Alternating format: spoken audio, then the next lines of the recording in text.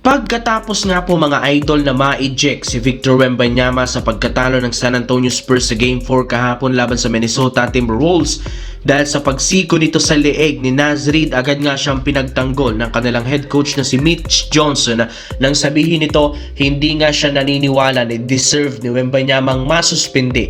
Alam nga niya mali ang ginawa ng kanilang star player, pero kailangan rin naman intindihin ng liga na masyado rin namang inaabuso ng ibang mga players ang laki, tangkad ni Wemby sa ilalim. May mga players na hinahawakan, tinutulak at hinahatak na nga si Wembanyama sa loob ng court para lamang mapigilan. Ngunit ang problema, hindi man lang ito tinatawagan ng mga officials. Kaya hindi nga niya masisisi si Wembanyama kung bakit gano'n ang naging reaksyon, lalo pat sumusobra na rin naman ang mga player ng Wolves sa pagdepensa sa kanya.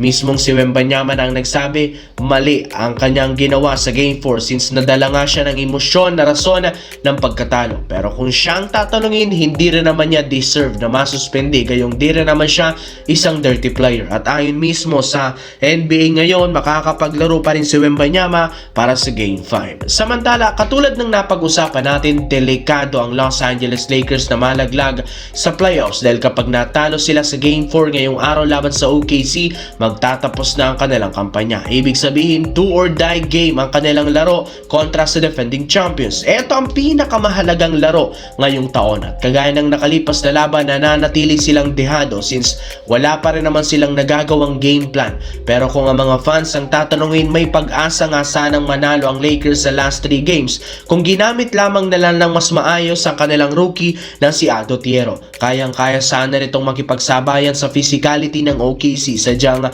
si JJ Redick lamang ang may ayaw na paglaruin at bigyan ito ng malaking playing time. Mas pinipili pa rin naman itong gamitin si Jake LaRavia kahit man napakalamyan ang ginagawa nito sa opensa at depensa. Kaya kung gusto man nilang ma-extend ang serye, dapat nga daw bigyan si Otto Thiero ng sapat na playing time.